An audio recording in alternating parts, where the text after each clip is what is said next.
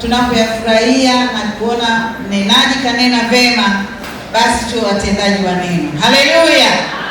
Ni asubuhi tena nyingine nzuri ambayo Bwana ametupatia.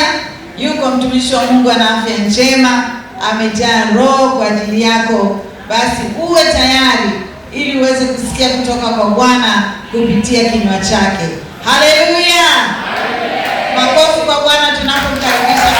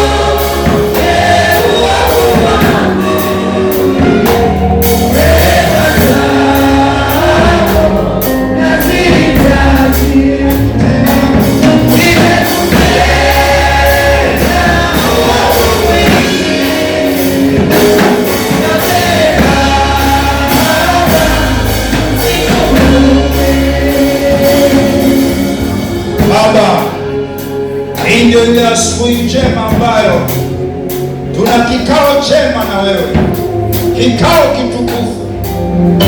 Bwana, wapo ambao mioyo yao imejeruhiwa kwa namna moja au nyingine, lakini wamesema lazima tuwemo nyumbani mwa Bwana, na kwenye madhabahu hii yako majibu yao ya asubuhi ya leo. Na wako wale ambao Bwana wao wanakupenda, wao ni watumishi wako, hata iweje lazima wawepo nyumbani mwako. Na asubuhi ya leo wameweka tena nadhiri, ninakwenda nyumbani mwa Bwana nikakutane na baba yangu. Nina pesa, sina pesa, ninakwenda nyumbani mwa baba yangu nikamwabudu baba yangu. Bwana, wote tuko mahali hapa, sema nasi asubuhi ya leo. Tunasikia kwa Yesu Kristo tunakualika sasa, na wote tuseme amen. Amen. Tuketi.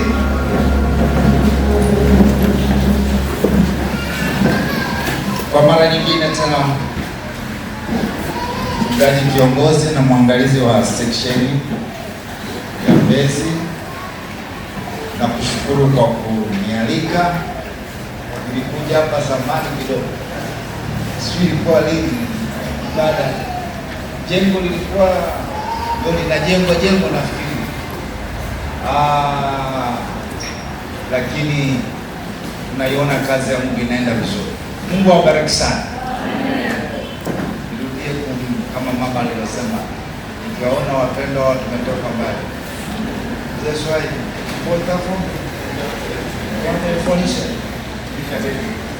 Tuliangu Mwangata tulikuwa viongozi wa CAs miaka ile mbali kabisa, imepita karibu 30. Umekuwa mrefu. Asubuhi ya leo ninalo neno la Mungu kwa ajili yako. Watu wa vyombo wasiondoke kabisa leo, yaani na wenye maiki, kama kuna zawaya kae nazo huko, lolote zaweza likatokea. Na sijui natubu kwa ajili ya nani. Usikumbuke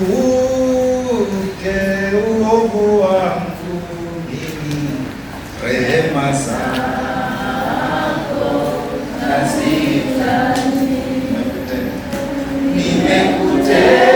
Nimekutenda uovu mwingi, samehe. Usikumbuke tena, usikumbuke uovu wangu mimi, rehema zako nazihitaji.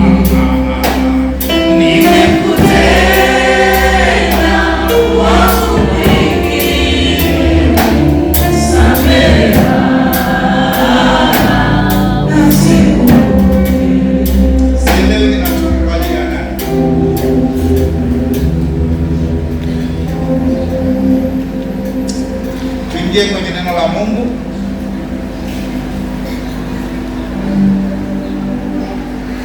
Niseme wazi,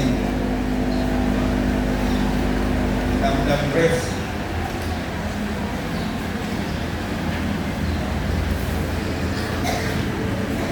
leo nimeingia kwenye ibada ya Pentekoste na unato wa Roho Mtakatifu. Sema kwa sababu niko hapa. Kuna vitu vimetembea vingi sana. Sema hii vitu mbona tumevipoteza sehemu zingine? Hii hali msipoteze. Bwana yuko mahali hapa. Roho Mtakatifu yuko mahali hapa. Kumbe ni sio dini tu ya TAG, ni wa Pentekoste. Tena walio hai. Nimesikia kutembelea. Ni kweli nimesikia. Nataka nikasema bwana, kama naka muda karefu au kama umeonaje? Nasema hiki vitu vimepotea, watu kububujika. Usipoteze hii hali. Kitu kimoja tu ambacho kinaleta pancha ni dhambi. Inatia pancha. Mambo unapotea, pancha inaleta dhambi, inaleta pancha. Usiruhusu kuharibu uwepo huo. Hapa ni mahali pazuri na sahihi sana.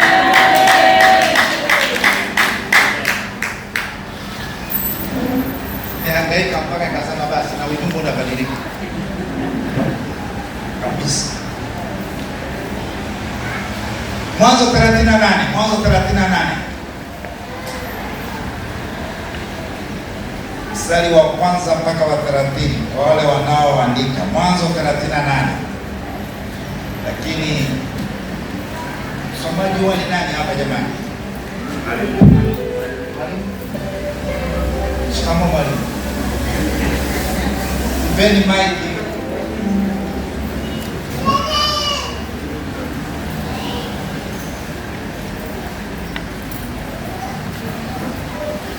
lake Hila.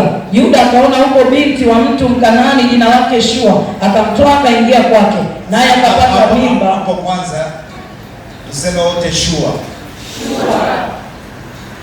Sema tena Shua. Huyu alikuwa mke wa Yuda. Sema tena Shua. Endelea mwalimu. Naye akapata mimba, akamzaa mwana, akamwita jina lake Eri. Akapata, tuseme wote Eri. Sema tena Eri. Endelee. Akapata mimba tena, akamzaa mwana, akamwita jina lake Onani. Tuseme wote Onani. Sema tena Onani. Kwa hiyo tuna watu watatu, wanne sasa. Kuna Yuda,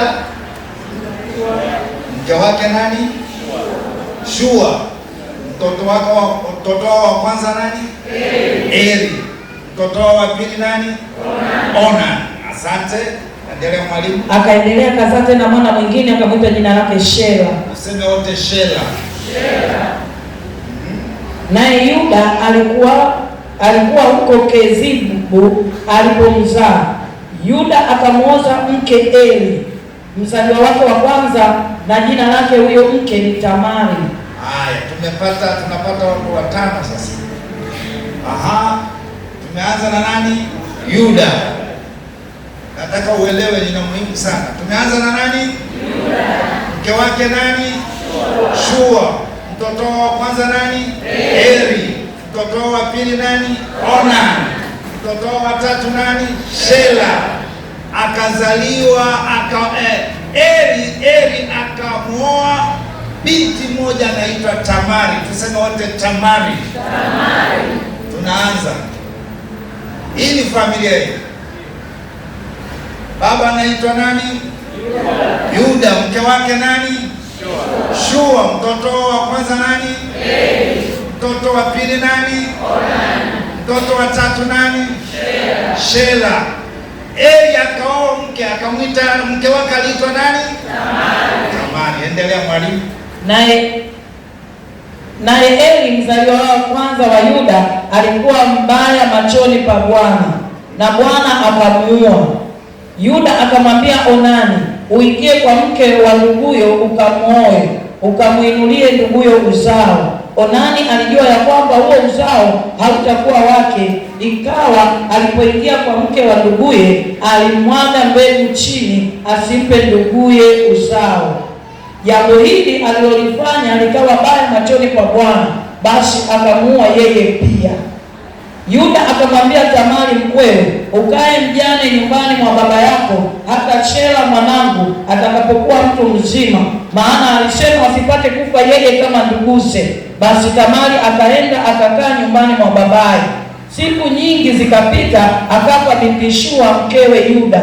Yuda akafarijika, akaenda kwa watu wake wawakatao kondoo manyoya huko Timna, yeye na wenzake Hila Mwadurani.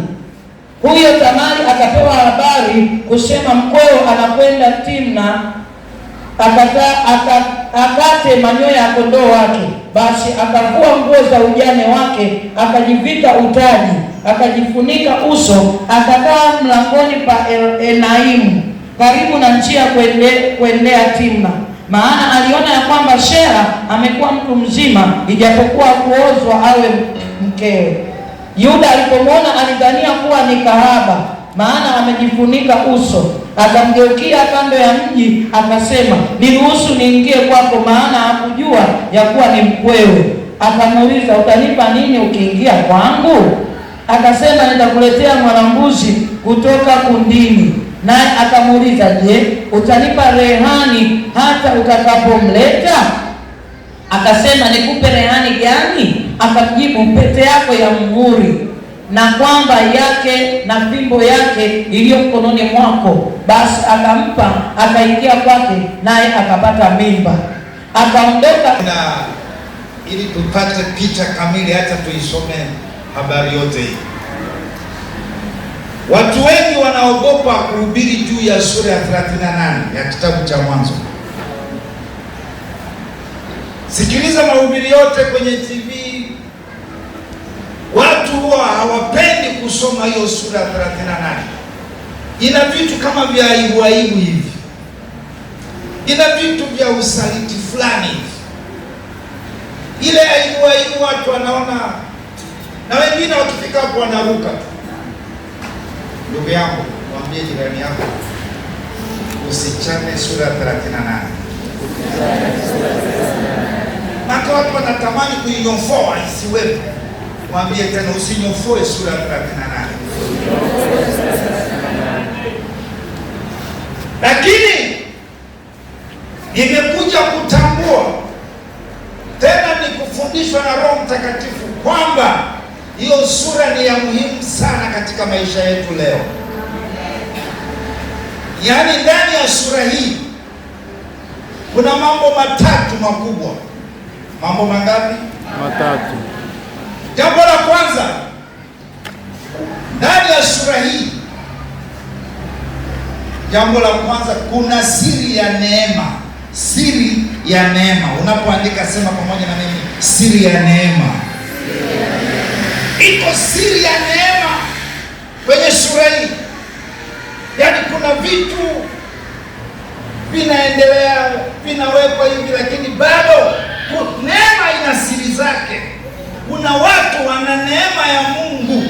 Hiyo siri ya neema iko ndani ya sura hii.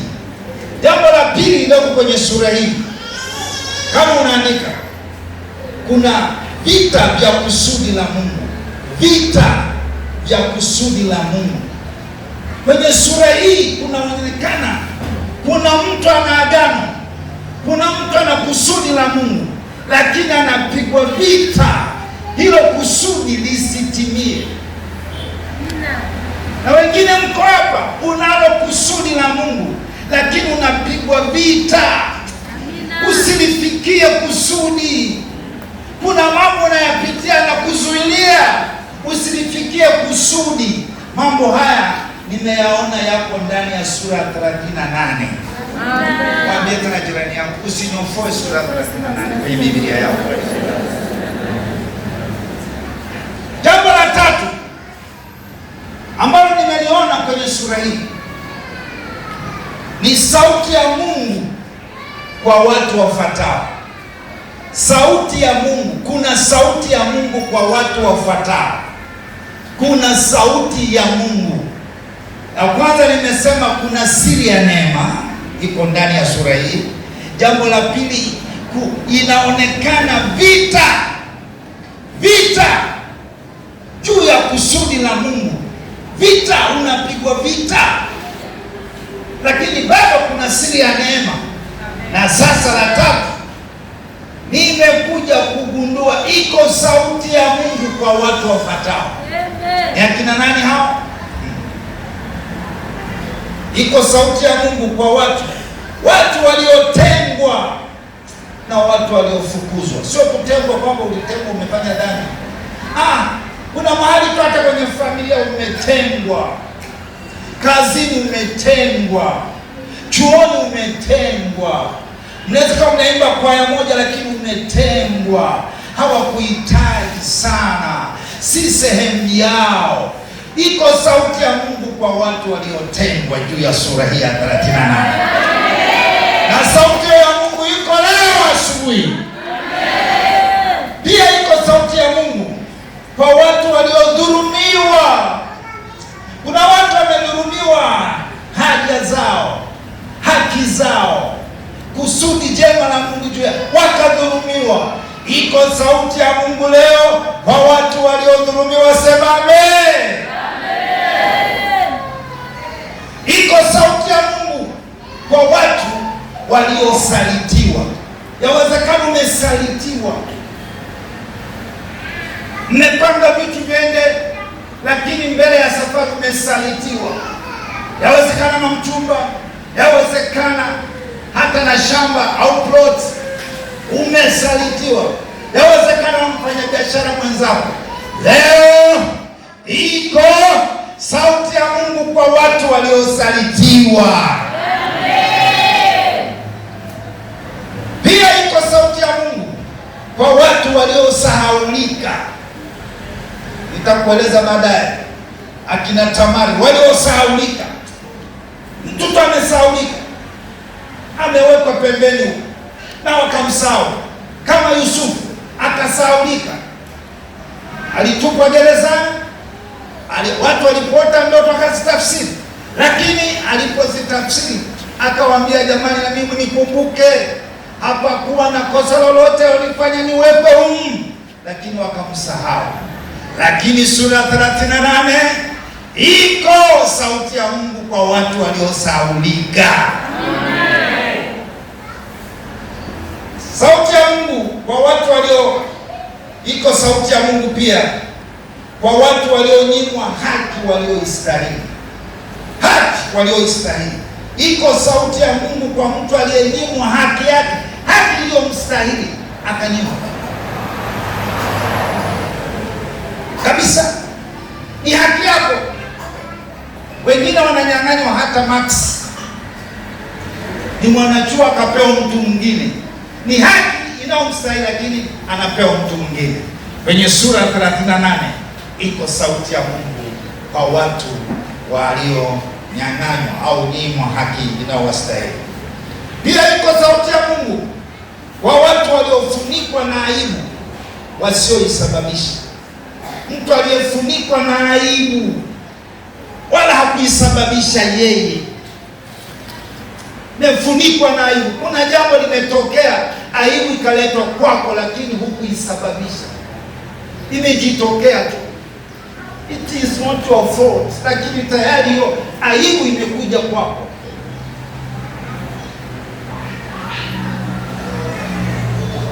Maombi yangu yafike kwako, moyo ulioponeka, ni kiu yangu,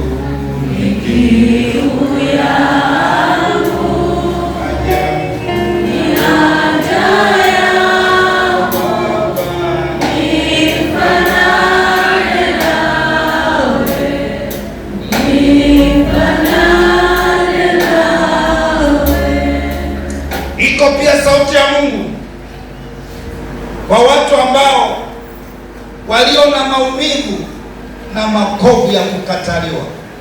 Watu walio na maumivu na makovu ya kukataliwa. Iko sauti ya Mungu kwa watu wa jinsi hiyo.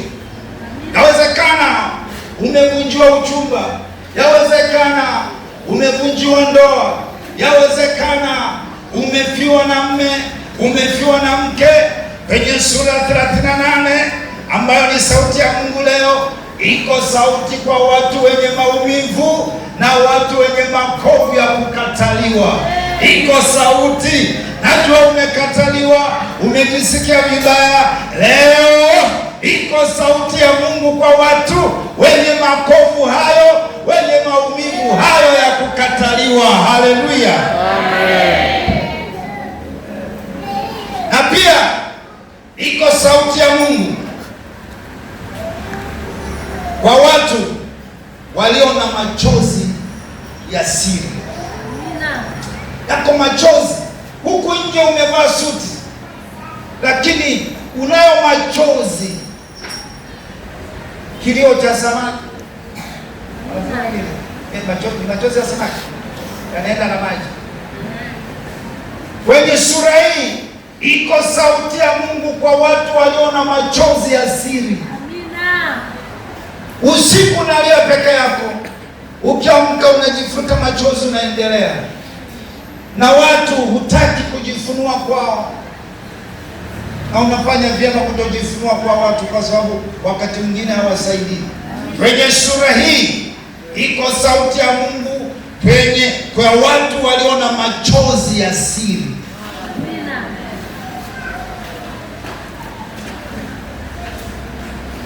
Ni Daudi, nafikiri sura ya 42 Zaburi, anaposema machozi yamekuwa chakula changu usiku na mchana. Wako watu wana machozi, wameumizwa na wana machozi ya siri. Tunafanya nao biashara, tunaimba nao kwaya, ana machozi ya siri. Leo Bwana amekukumbuka kwenye sura 38 Iko sauti ya watu walio na machozi ya siri. Hata sisi watumishi twaweza singiziwa mambo mengi, una machozi ya siri. Leo liko neno kwa ajili yako. Ziko nyingi, labda niishie hiyo. Ya mwisho kabisa, labda niishie hii. Iko sauti ya Mungu kwa watu wenye ahadi zilizokufa. Ulikuwa umeahidiwa kitu, ahadi imekufa. Kwenye sura ya 30 iko sauti ya Mungu kwa watu wenye ahadi zilizokufa. Uliahidiwa kitu, utapewa kile, labda ni cheo, ahadi imekufa. Utaolewa, ahadi imekufa. Leo kwenye sura 38 iko sauti ya Mungu kwa watu wale ambao wameahidiwa ahadi na zimekufa. Dead, aborted promises. Sasa tunaingia kwenye sura yetu ya 38. Uko tayari?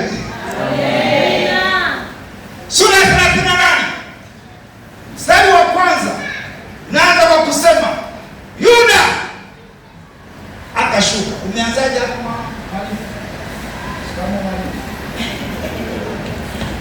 Ikawa wakati ule Yuda akashuka kutoka kwa ndugu zake.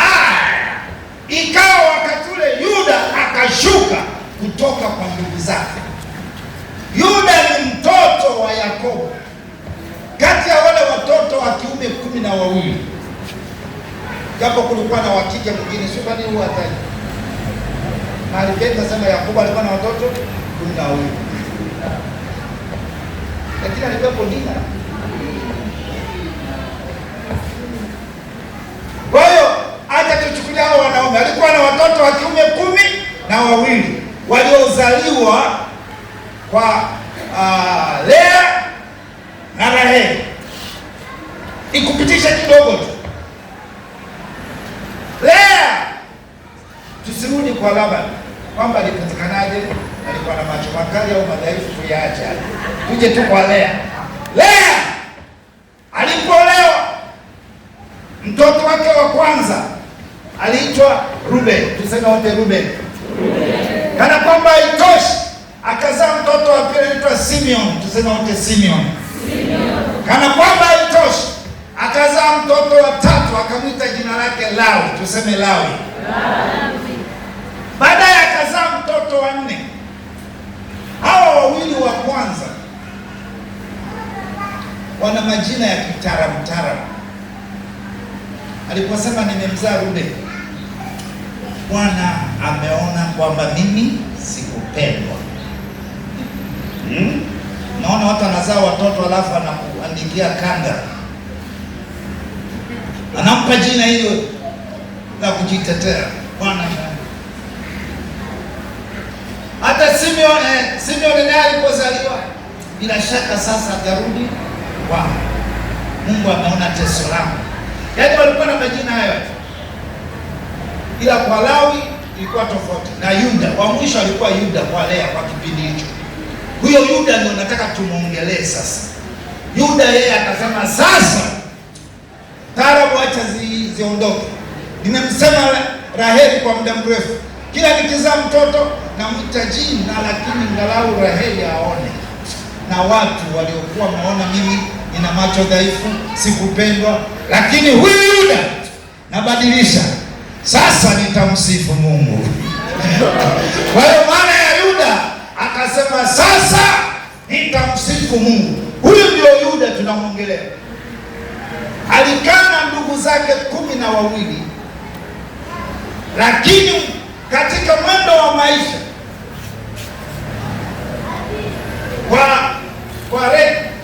kwa Raheli walizaliwa watoto wawili, Yusufu na Benjamin. Sema Yusufu, sema Benjamin.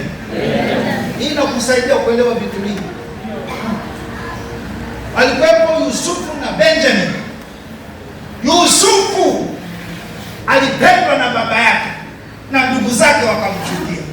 Ndiposa hata tuniende haraka ili nifike napotaka kwenda. Sura ya 37 ndio kipindi ambacho sasa wamekamilisha dili la kumuua Yusufu, wakajishauri wakamtupa kwenye kisima afe, wakajishauri wakamtoa, wakaona Wamidiani wanakuja, wakamuuza kwa Wamidiani, na aliyeshughulikia lile dili la kumuuza Yusufu alikuwa ni Yuda. Mstari ya mwisho wa sura ya 37. Yuda ndo alishughulikia lile dili la kumuuza Yusufu. Kuna watu hawakupendi, wanatafuta kila namna ya kukuondoa. Sasa Yuda anashughulikia hilo dili. Yesu ndo alipewa hiyo pesa, kwa sababu yeye ndo alitoa lile wazo kwamba Wamidiani hao tumuuze. Alipomaliza hilo dili, ndio sura ya 38 inakuja.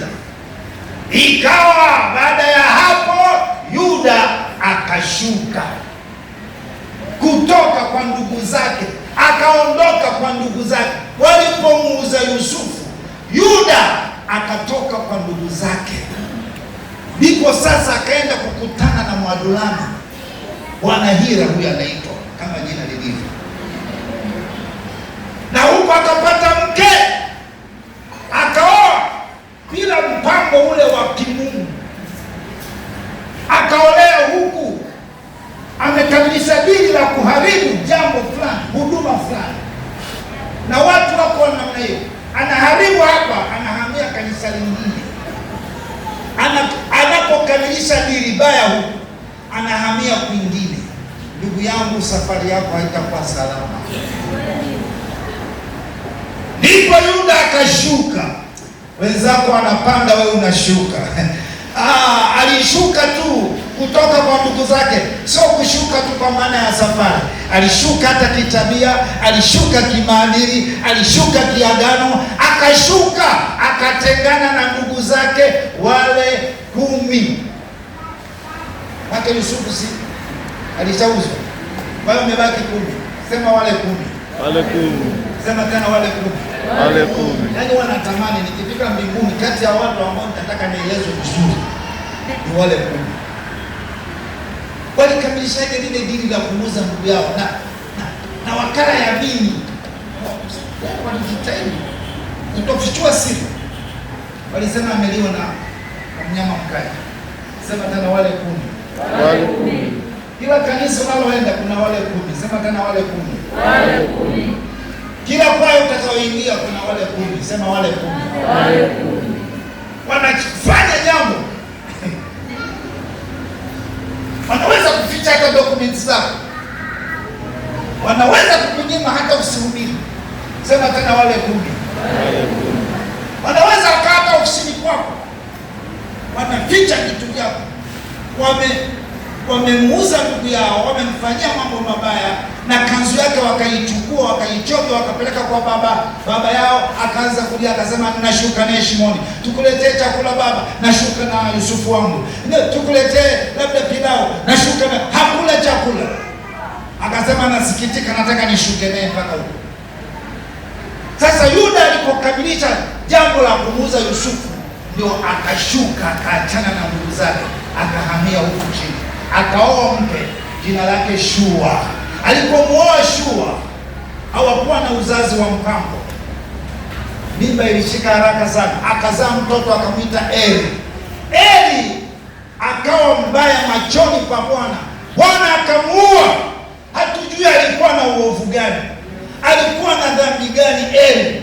Biblia imenyamaza, lakini nataka nikwambie, afadhali uwe mbaya machoni pa watu, lakini sio machoni pa Bwana. Amen. Alimuua saa hiyo hiyo. Hapo wanamwogopa Mungu.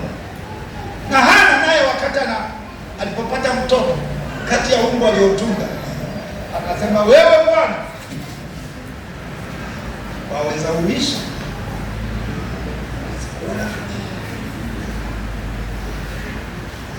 Usiwe mbaya machoni pa Mungu. Hata kama sisi tunakuona unafaa, tumekupa na uzee, tumekupa kwenye kwaya, unafanya kitu, unaweza kuimbisha. Kama wewe ni mbaya machoni pa Bwana, hata kama unaishi tunakuona wewe ni mfu. Mungu akamuua. Tamari akawa mjane, lakini sheria za Kiyahudi zilitaka anapokufa mme mdogo mtu lazima mrithi. Onani akamrithi Tamari. Alipomrithi Tamari, Onani akasema no, akafanya hayo aliyoyafanya, asimpe uzao. Tendo hilo likawa baya machoni pa Mungu. Mungu naye akamuua Onani. Binti Shua, najua ni neno kama la Kiislamu. Binti Shua, alikuwa ni binti Shua. Binti Shua akawa amefiwa na mtoto wake wa kwanza Eri na mtoto wa pili, yaani Yuda amefiwa na watoto wawili. Na Tamari ndio kama sababu ya watu hao kufa. Ilijulikana kitu kama hicho. Lakini Tamari amehusika wapi hapo? Tamari hajaua mtu yote, hajachukua kisu, hajaweka sumu, lakini wote hao wameuliwa na Mungu. Lakini hakuna mtu anayejua. Kuna mambo yanatokea, watu wanakufa, utasingiziwa wewe. Tamari hajahusika na jambo lolote. Eli, Mungu aliona ni mbaya machoni pa Bwana, akamuua. Na si kwa nini hakumuua utotoni, akangoja mpaka ameoa. Enyi akina Tamari mwe makini. Ukiolewa na Eli ataondoka, utabaki mjane. Ndio maana kuna haja ya kutulia. Unachagua nani uzae naye, unachagua nani akuoe. Tamari binti wa watu,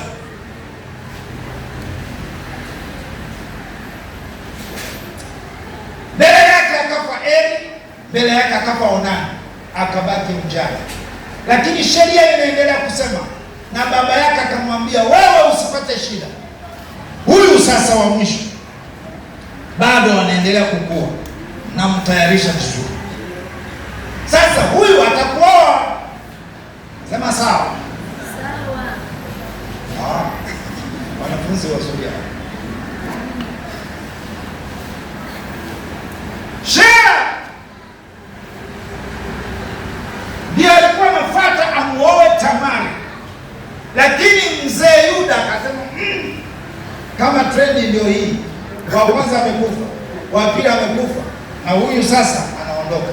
Akafanya ujanja, akamwambia, binti yangu Tamari, tulikupenda sana, na kama ndio kule kwetu Mchagani. Alafu mali sasa mali wewe mrudi kwa wazazi wako.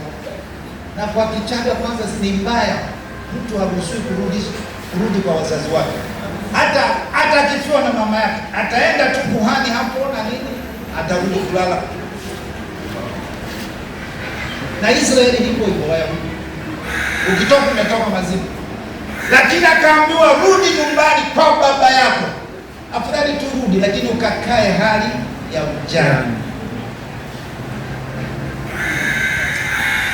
Nataka uelewe kabla sijachemka. Anarudishwa akakae hali ya ujana. Yaani asipigiwe simu, asiongee na watu, asihudhurie mikutano ya vijana. Sijui siezi wanakongamana, sijui wanaenda beach, sijui kuna kuokota karatasi za nini wale mabesi, sijui mapati. Asiokota hata karatasi ya pati. Rudi nyumbani kwa wazazi wako. Wakati anaolewa, aliolewa kwa sherehe kubwa. Naona siku ya send off ya Tamari na siku ya harusi yake, anapopelekwa kwa mume wake, ilikuwa ni sherehe kubwa. Watu walienda kwa vigeregere, ilikuwa ni kundi la watu. Ebeneza wako wapi hapa? Ebeneza wapo? Nataka watu 10 ngapi? 6. Ndioni hapa, tumpeleke Tamari aende kwa mume wake, anapelekwa kwa heri. Tamari anapelekwa kwa heri. Hiyo ilikuwa ni siku ya harusi. Kuna mziki wowote huko? Nataka mziki wa nguvu wowote? Nataka mziki. Tunampeleka Tamari siku ya send off. Mpendwa, siku ya sherehe huwa ni vigeregere, huwa ni faraja ya kutosha. Siku ya sherehe hiyo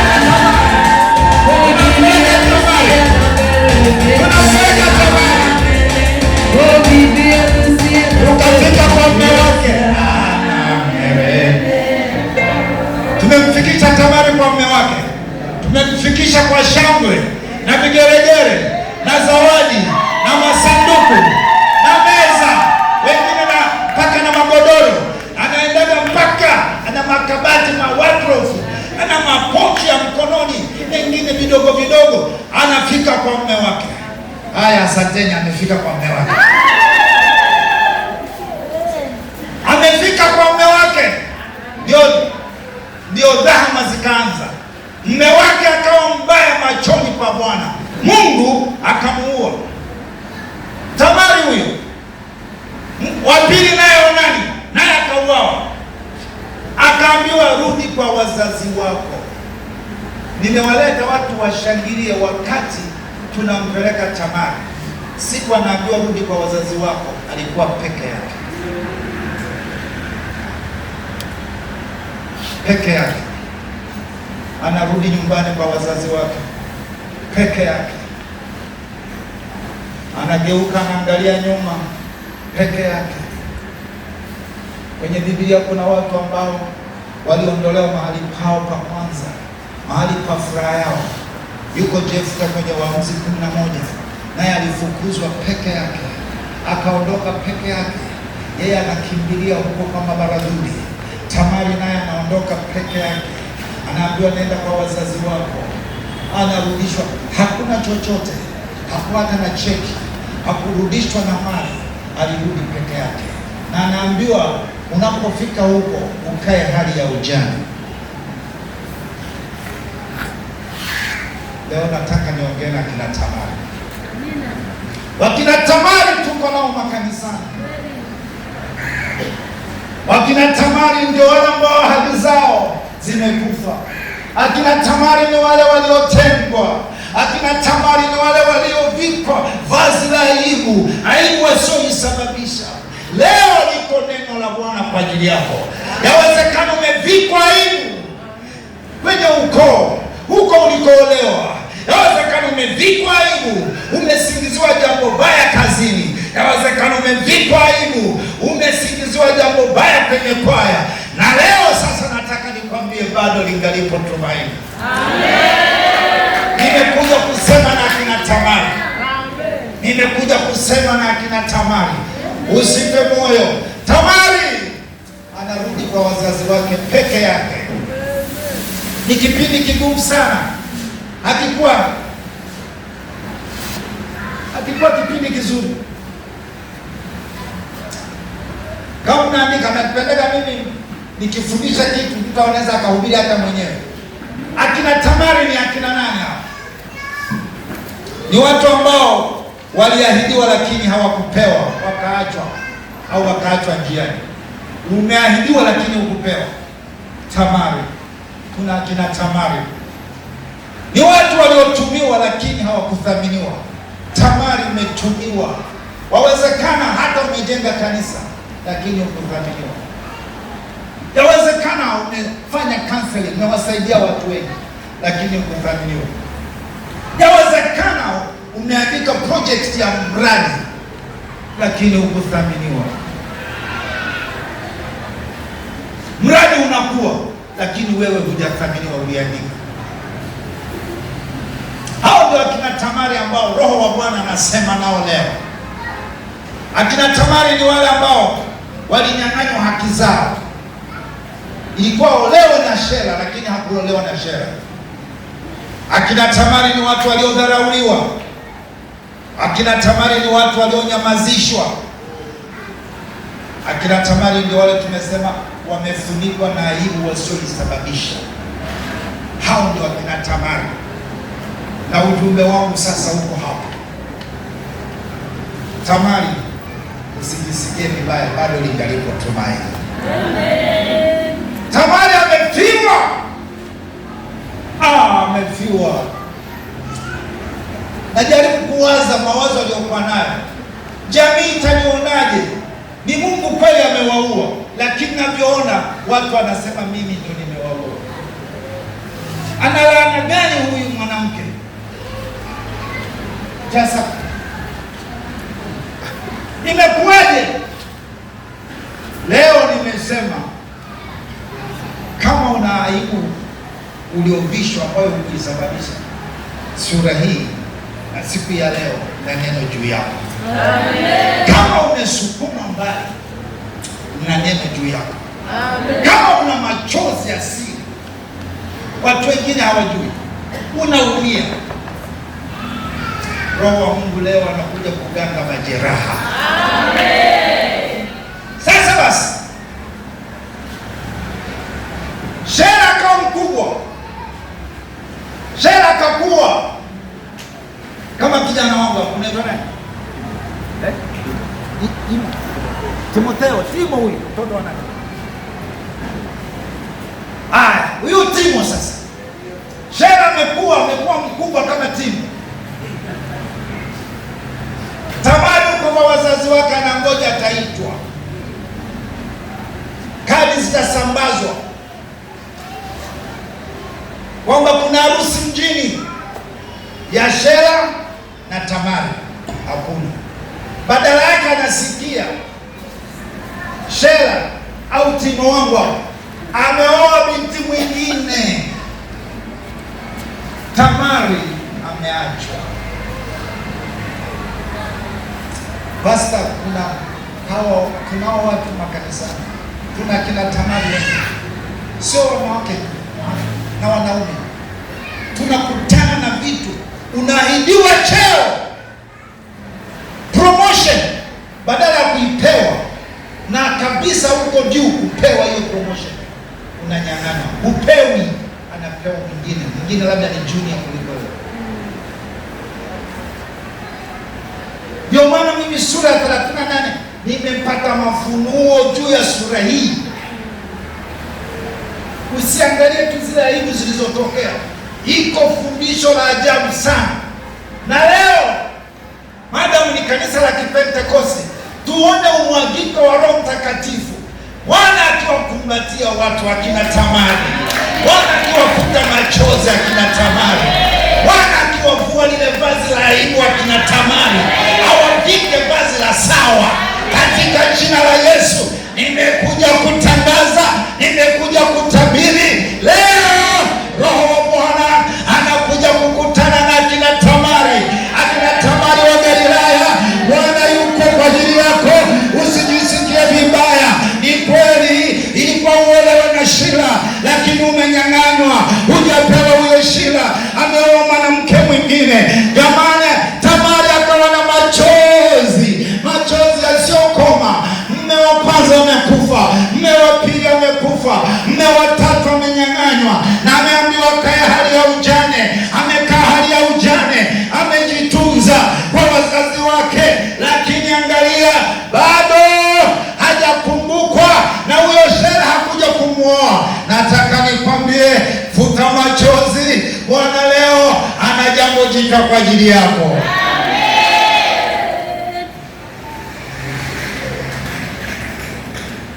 Siku za maombolezo,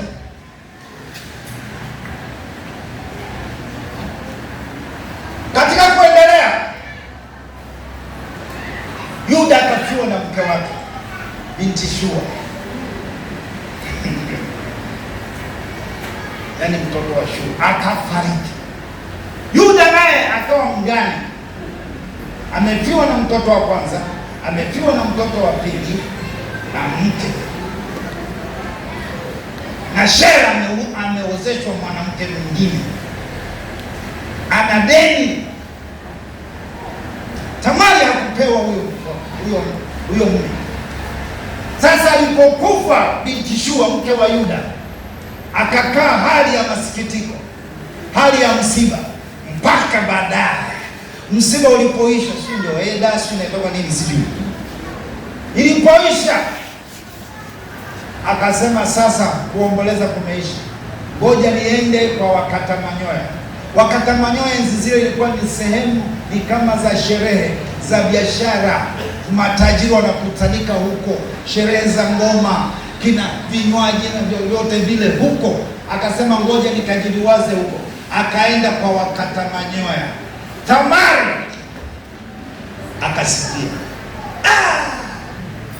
Aliposikia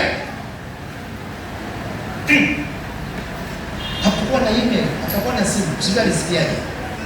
Akasema mkwe wako anakuja. Nimesema kuna aina za watu watatu kwenye hii shule: siri ya neema, na watu wenye vita ya kusudi la Mungu. Tamari alikuwa amekusudia mambo makubwa sana, hata Yuda, lakini shetani akataka kumwondoa kwenye kusudi hilo. Akasikia Yuda anakuja. Sielewi nani alimshauri, hatujui. Ni Mungu. Mungu naye ana mambo yake, tumwache Mungu kama Mungu. Tamari akalivua lile vazi la Bartimayo, akalivua lile vazi la ujane. Sema hapana, Tamari, sielewi kama alikuwa na makeup ziko nyumbani kwake au alipita saluni. Akajikwatua vizuri, nywele zikakaangwa. Akasema zisije huku nyuma tu, zije na mbele, zifunike na uso kidogo, ibaki jicho dogo tu niwe naona. Viatu hapana, usinipe simple. Wanawake mna viatu vinaitwa simple. Simple hapana, akazitupa simple huko. Akavaa mchuchumio. Na nguo, nipe nguo ya sawa, ina meremeta, inaong'aa. Tamari akatokeza binti moja mzuri. Kusudi la Mungu. Watu wenye kusudi la Mungu acha tu. Akaenda kujificha barabarani, Enai, njia kuu ya kuingia huko. Haya hayafanyiki kwa akili za kibinadamu. Angalia sana, usije kuna ile michezo wanasemaga don't try at home, kama mieleka sijui, na hii si ya kiakili za kibinadamu. Hii kuna mpango wa Mungu ndani, kuna kusudi la Mungu. Akajitega barabarani. Mzee Yuda amefiwa na mke wake. Alipomwona asitambue kama ni mkwe wake.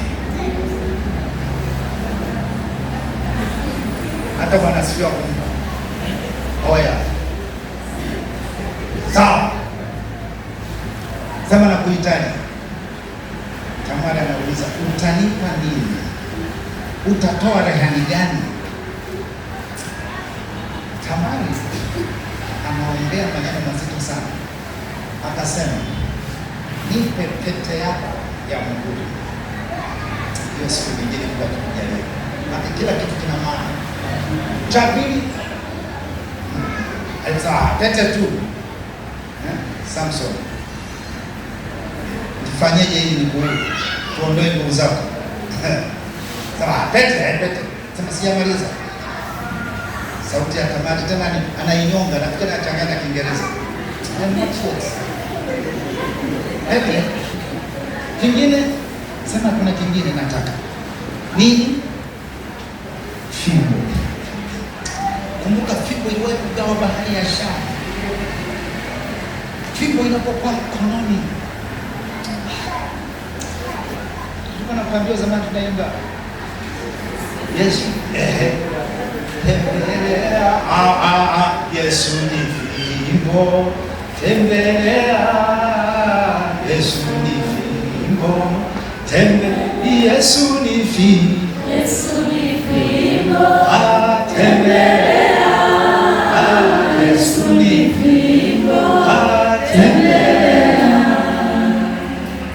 Ameomba pete ya muhuri.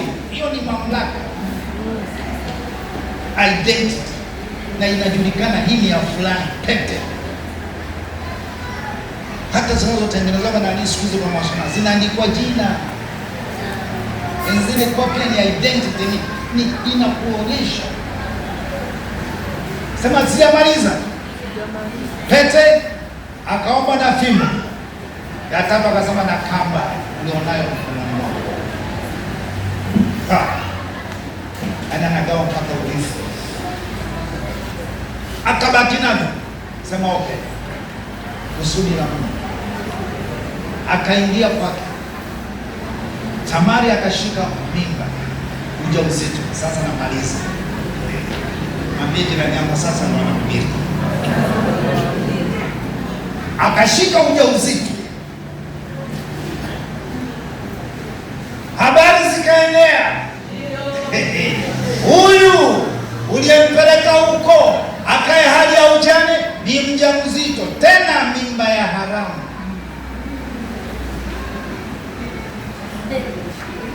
Mme hajulikani. Yuda alipopewa taarifa, kikaitishwa kikao.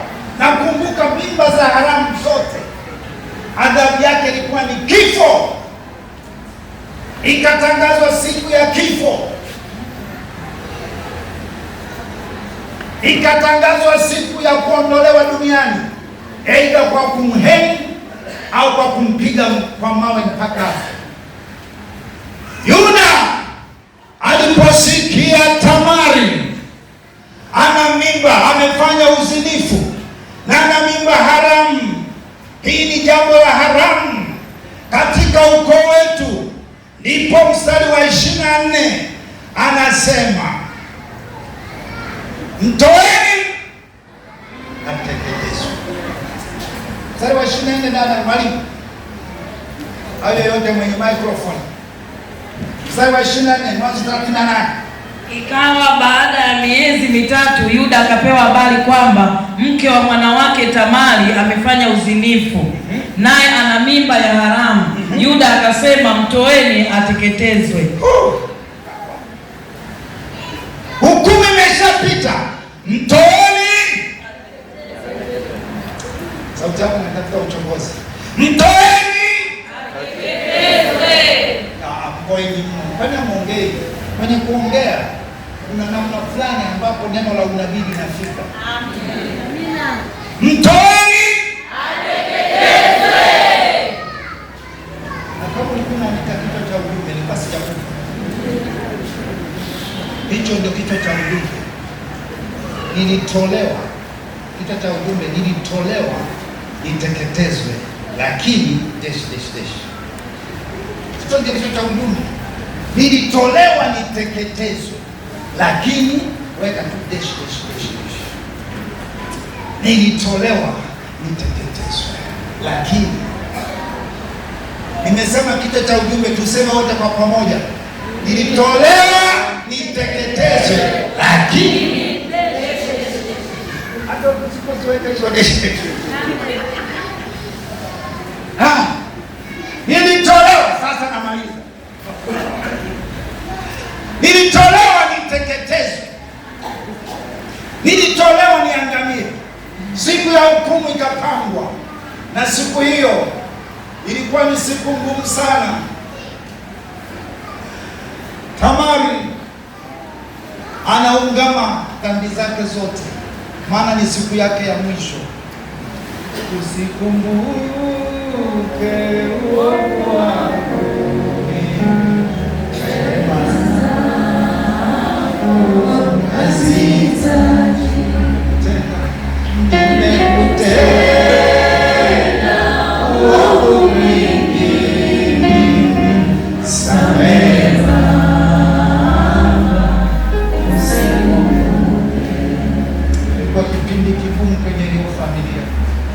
kipindi kigumu kwa Tamari, hana hata wa kumfariji. Anaenda kuuawa. akakumbuka mimi ni mtu wa agano, akabadilisha wimbo. Wakati anapelekwa kwenye lile baraza akauawa, akasema hapana, hapana, akabadilisha wimbo. Uwepo wako Bwana, uwepo wako naenda kuoa. Uwepo wako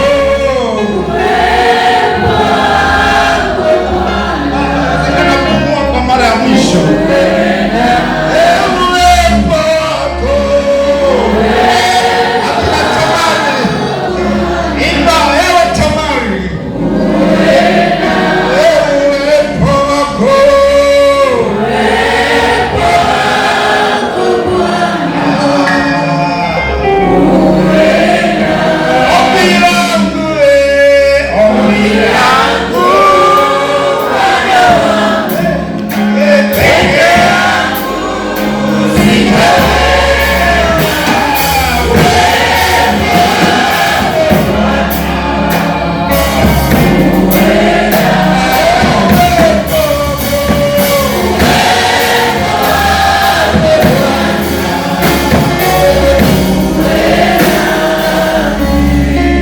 ilikuwa ni siku yake ya mwisho.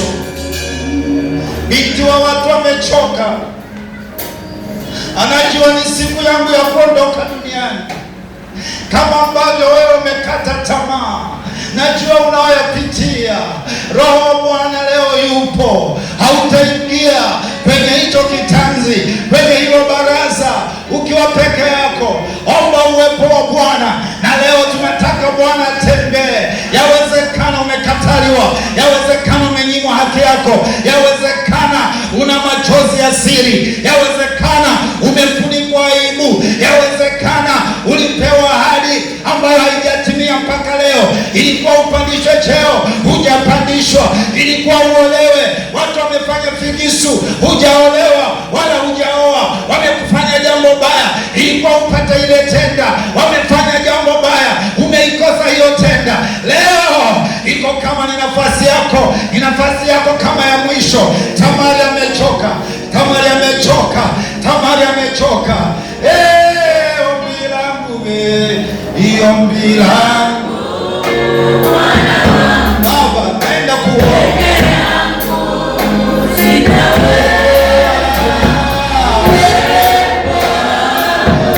Tamari wa Galilaya, ombi langu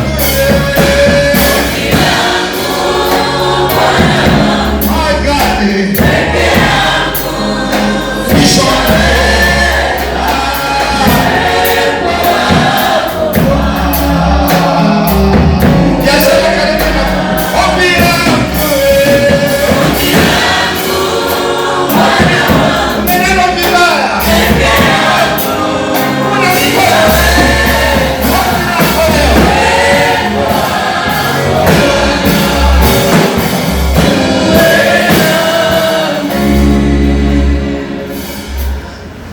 ameomba uwepo wa Bwana, akafika kwenye kikao cha kuuawa, akafika pale kama advocate, wazazi wake wapo peke yake. Hukumu ilishatolewa, toweni yateketezwe. Lakini akiwa hapo akapata ufunuo, akasema kabla sijaondolewa duniani, naomba niseme neno. Kumbe wakati anaenda kuuawa, inaonekana alikuwa peke yake, lakini kumbe alikuwa amebeba exhibit.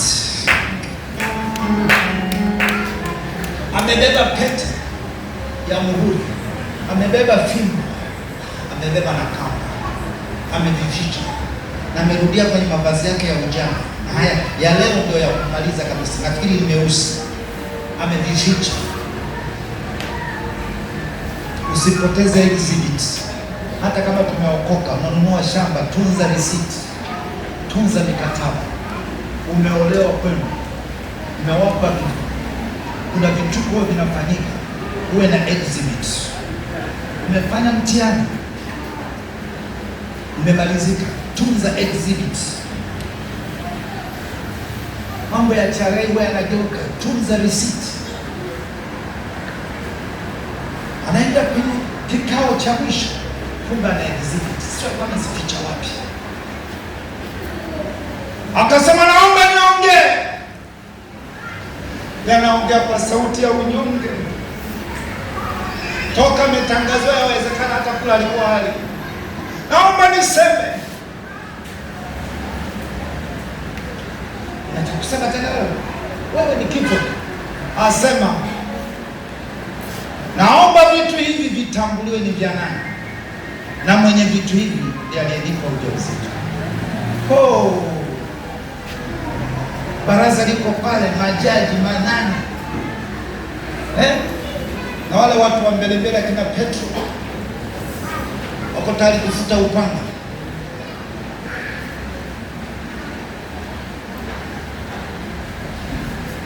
Siku nyingine kile nitawaeleza kwa makuhani, kuna watu lazima wawepo, waliomzika Safira, Anania, au vijana lazima wawepo, na walikuwa tayari kumzika na yeye. Wapo najiandaa, wamekuja na suruali, leo kuna mtu anaondoka, na mimi ndio niko zamu ya kuua, wamejiandaa. Naomba niseme vitu hivi, mwenye vitu hivi avitambue, ndiye aliyenipa ujauzito. Ndipo kutolewa nini? Pete, kamba, fimbo. Yuda yuko pale, akabikiri. Mstari wa 26, Yuda alipotubu akasema vitu hivi ni vya kwangu na vitambua. Akabadilisha na statement mbele ya baraza la mauaji, akasema ana haki yeye, mimi ndiye mkosaji. Ana haki yeye. Leo nataka tupindue vitu ambavyo umewekwa wewe uangamie au utakufa.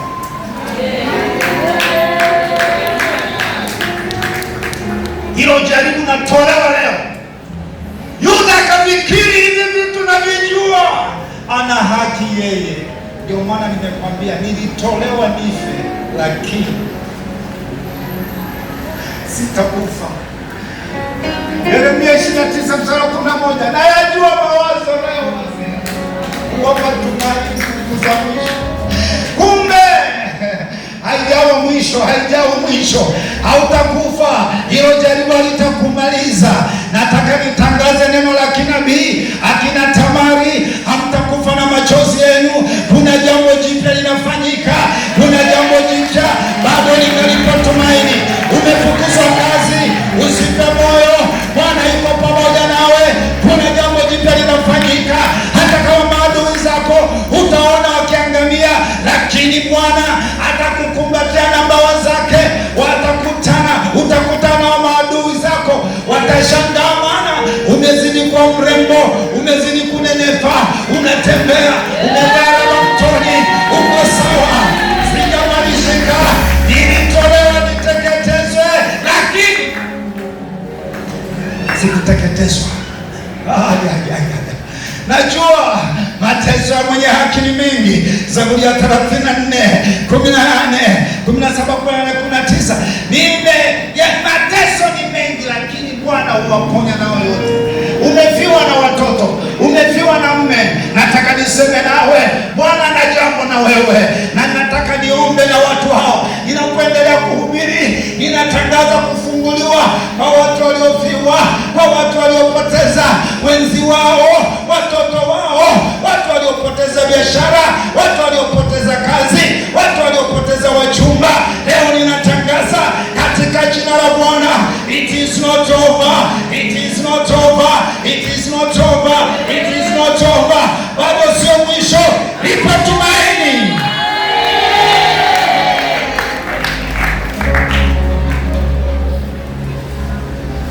Utabadilisha wimbo. Sasa kusudi la Mungu, mimba ikakua. Tamari hakuoa Tamari, mimba ikakua. Ilelelewa na nani? Biblia haijasema. Akazaa watoto, sio mtoto.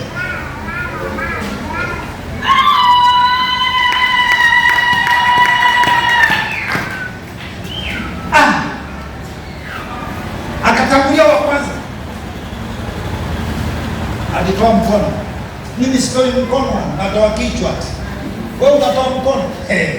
Akatoa mkono, wakunga wakamfunga, akasema tayari huyu ni wa kwanza. Jamani, katokea huko mbali, ilikuwa la pili. Overtaking is allowed. Akatoa kichwa, wewe umetoa mkono. Ikatangulia likawa la kwanza, akamzaa Peresi. Nifikiri nitakufa hivi, kumbe nina ahadi ya Mungu na kusudi la Mungu. Mathayo 1 mstari wa kwanza mpaka wa 3. Mathayo sura ya kwanza. Nani mwalimu? Mathayo 1 mstari wa kwanza mpaka wa 3. Mathayo 1 mstari wa kwanza mpaka wa 3. Ulifikiri nitakufa na majaribu yangu? Akina Tamari liko neno la unabii. Mwalimu ukifika anza kusoma.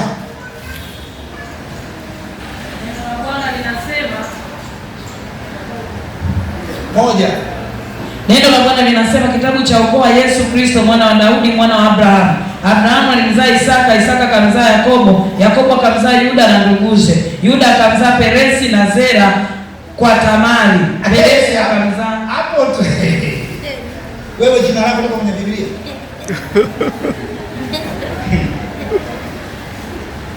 Wewe nyonga sauti, lakini jina lako halipo.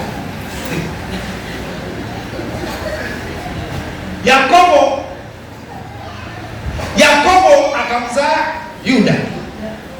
Yuda akamzaa Peresi na Zera kwa Tamari. Kumbe alitakiwa ungamanishwe kwenye ukoo wa kifalme. Amen. Kumbe ilikuwepo ahadi hiyo, ndio ilikuwa inapigwa vita. Ndio. Mateso unayopitia unapigwa vita. Liko kusudi la Mungu linapigwa vita. Usiyatazame tu hayo mateso. Tetea kusudi la Mungu ndani mwako. Ninapomaliza akina Tamari wa Galilaya, natangaza kabisa akina Tamari hamtakufa kwenye machozi yenu. Na kile kilichocheleweshwa Tamari inaenda kuzaa Peresi. Inaenda kumzaa Peresi. Na anaunganishwa na ukoo wa Yesu. Ameanzaje mstari wa kwanza hapo, sura ya kwanza, mstari wa kwanza. Kitabu cha ukoo wa Yesu Kristo. Kitabu cha ukoo wa Yesu Kristo. Aisha hapo. Unaunganishwa na ukoo wa Yesu Kristo. Hiko kusudi wewe hujalijua. Vita hizi zimekuwa kali sana kwa sababu anataka wakuondoe kwenye kusudi. Na leo natangaza akina Tamari hamtakufa na machozi. Amen. Na vile vitu vyote vilivyocheleweshwa, kile kilichocheleweshwa kimecheleweshwa tu, lakini unaenda kumzaa Peresi. Amen. Ukazaa Peresi. Amen. Inua mkono wako wa kuume, sema Mungu Baba, sitakufa na machozi haya. Sitakufa na machozi haya. Sema Mungu Baba, sitakufa na machozi haya. Sitakufa na machozi haya. Na kile kilichocheleweshwa inaenda kumzaa Peresi. Inaenda kuungamanishwa na ukoo wa kifalme. Na kutoka kwenye aibu yangu Mungu ananipeleka. Mungu ananipeleka kutoka kwenye aibu. Mungu ananipeleka kwenye utukufu. Mungu ananipeleka kwenye utukufu. Kutoka aibu hadi utukufu. Kutoka aibu hadi utukufu. Na baada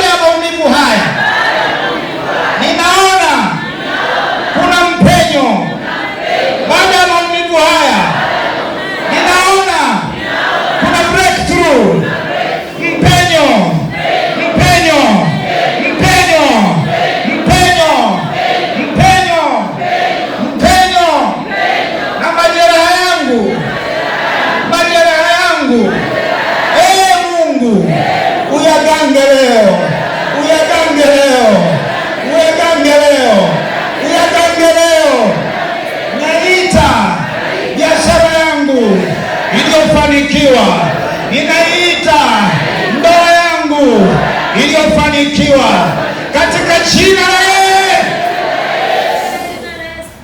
Sababu ya muda, inawezekana nisikuita hapa mbele, lakini nakutakia mema ya Mungu. Oh my God, touch your people, touch. Ombi langu Bwana, peke yangu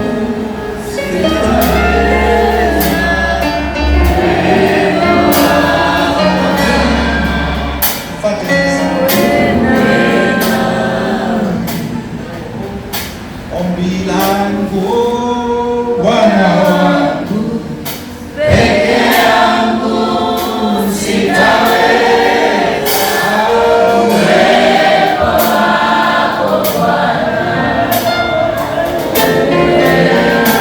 Ombi langu Bwana wangu, kama una jambo kubwa sana